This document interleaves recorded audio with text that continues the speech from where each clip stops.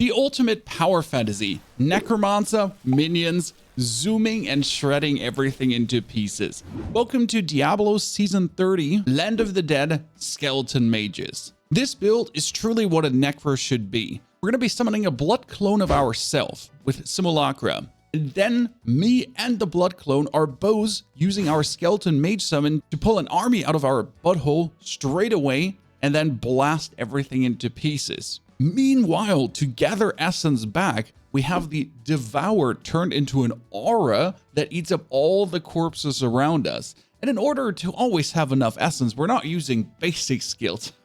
No, ladies and gentlemen.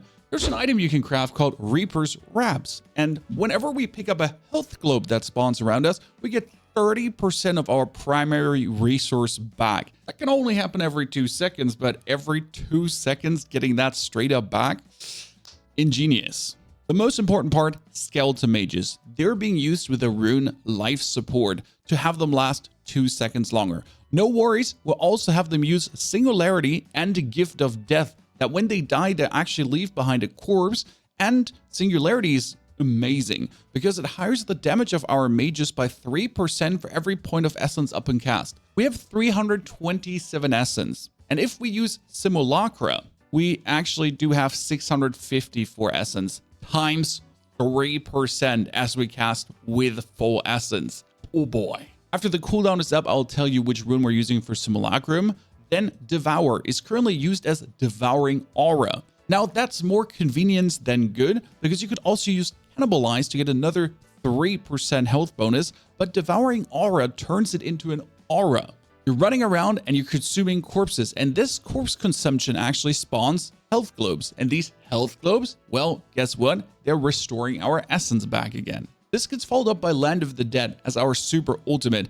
Land of the Dead allows us to use all our corpse skills for 10 seconds without corpses. That means that Devouring Aura is going to refill our essence instantly and our health again as well. So 10 seconds long as Land of the Dead is running, we can infinitely spam our skeletal mages and then skeletal mages again and then skeletal mages again.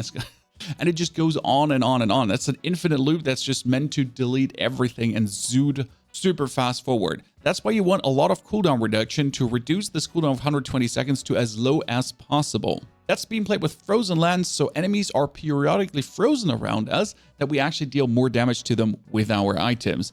Also, if we're using Blood is Power as our second passive, after losing 100% of your maximum life, add it up. All ability cooldowns are reduced by 20%. So if you actually take some damage, that's fine, you won't die. You heal that up, but you lose 100%, and then you get straight up 20% cut from Land of the Dead, and also Simulacra, which also has 120 seconds. Now, Simulacra is using Reservoir, where we get another 100% bonus essence, and you've seen that, how our 327 essence is actually bumped higher. Did I, by the way, mention that Devour, with the Devouring Aura, the range is increased by 50% of your gold pickup radius. So if you're later getting your Paragon points up, we can just boost the gold pickup radius too, that we're then actually having even more Devour Aura, Devour. Last two abilities is Frailty. Frailty is a crippling curse that kills enemies with less than 15% health. Very useful, especially with Scent of Blood. Cursed enemies take 15% increased damage from your minions, and that's a multiplier. Now lastly, with the Bone Armor, we have our defensive skill, but we're also using it for something else. Rip bones from nearby enemies, dealing physical damage, and create armor that reduces damage taken by 3% per enemy hit up to a maximum of 10 enemies. 30% damage reduction? Thank you very much. Especially since it only has a 10-second cooldown and with dislocation stuns everyone every 10 seconds. And then Bone Armor's damage is actually poison, kind of cool. Now we're also playing Overwhelming Essence to get another 40 essence that we're then getting even more essence for the Singularity rune in the long run. And Final Service. When you take lethal damage, you're sustained, preventing all damage for 4 seconds. In addition, you heal 10% of your life per minion. I mean, if we have like Land of the Dead up or whatsoever, we have like 9 skeletal mages hoovering around us. With a Simulacra, there's even more skeletal mages. So in case we would actually take fatal damage, we just straight up go back up again. But now comes the best part, how everything ties so nicely in together. We talked about the Reaper's Wraps that would restore your essence, right? But these can actually be crafted, and you simply just have to kill Meltail for that. So in adventure mode, we're just heading over straight up to Act 5 and just nuke him straight up and be able to craft the core piece of the set, which then gets followed up by the second key piece you need to find. Wrath's Volition. Skeleton mages gain the effect of Gift of Death and Singularity runes. You gain 42% damage reduction if your essence is not full. No problem. I use my mages. My essence is not full. Fantastic. Instant damage reduction. And, well, Devour Aura might devour straight up back up, but we can straight up cast the mages again. They'll be a little bit weaker, but they'll still be not weak. And then if they die with a Gift of Death rune, they leave behind a corpse that you then consume with Aura for more essence and also a health globe, which then gives you more essence again. That brings us to the third key piece, and that's the Circle of Nalus Evil. I don't even know how to pronounce that correctly, but you now raise an additional Skeleton Mage with each cast, and they last an additional 3 seconds. If we now summon our cool Skeleton Mages with the Devour Aura, well, guess what? They have 300 essence times 3%, but you get 2 of them. Straight up like that. Now to add even more damage, Scythe of the Psycho. Your secondary skills deal 400% additional damage while Bone Armor is active, but reduce the remaining duration of Bone Armor by 4 seconds. That doesn't really matter as we can recast it every 10 seconds, and also, well, 400% bonus damage. Plus, if you then shard in a Drax of Lies, I will do 25% less damage, but my pets will deal 25% increased damage. With also fatal damage being allowing me to survive once again. For the boots with the ice climbers, we're immune to freeze and immobilize effects that we never get stuck. And then also my cold skills reduce the movement speed of enemies by 30%. In addition, your movement speed is increased by 8% for 5 seconds, allowing me to zoom. Zooming is important. Now, as a legendary gem in the ring, we're playing the Enforcer, which has my pets deal more damage, and also my pets take 90% less damage. Which brings us to the second gem, Legacy of Dreams. While you have no set bonus equipped, every legendary item you have equipped increases your damage dealt by 170% and reduces your damage taken by 2%.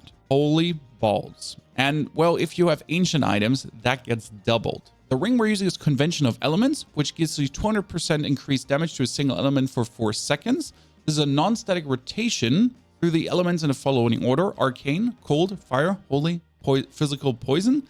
And we're actually doing Cold, Physical, and Poison. So 3 out of the 7 are constantly empowering us. My favorite one is the Tasker and Theor gloves, because they give us an increased attack speed by 46%, making our minions just go zoot, zoot, zoot, zoot, zoot, zoot, zoot, zoot, zoot, and beam everyone away.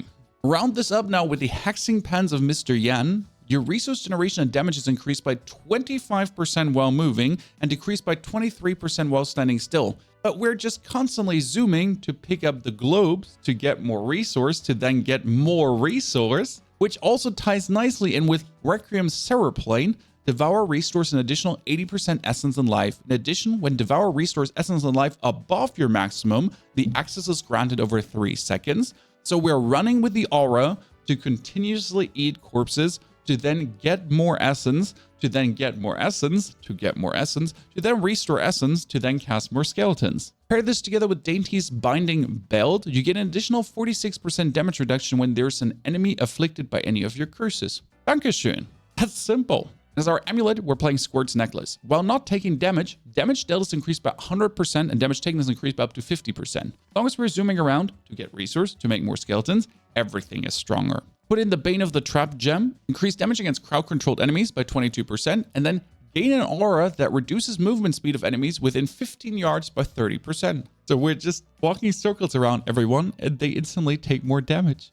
Lastly, Andariel's Visage with a Poison Nova and the Shard of Hatred for more experience, for more movement speed, and most important, you deal 15% reduced damage while you have 3 or fewer enemies within 25 yards, but we're always kind of like inside everyone, which means if more than 3 enemies are within the same distance, you deal 5% increased damage per enemy to a maximum of 50%. Lastly, in the Kineas Cube, we have Relana's Shadowhook. Every point of maximum essence increases your damage by 0.5%, and Bone Spikes generate 5 additional essence for each enemy hit. Second part useless, first part insane, because we have a huge maximum essence, and especially when we summon our Simulacra for this. Stone Gauntlets give us increased armor by 50%, but reduces your movement speed by 15 and attack speed by 20. I don't need attack speed because I'm not attacking. The movement speed I stack up myself with Lost Time to kind of countermand Stone Gauntlets in case I get hit, but it makes me so much more tanky in case I need it.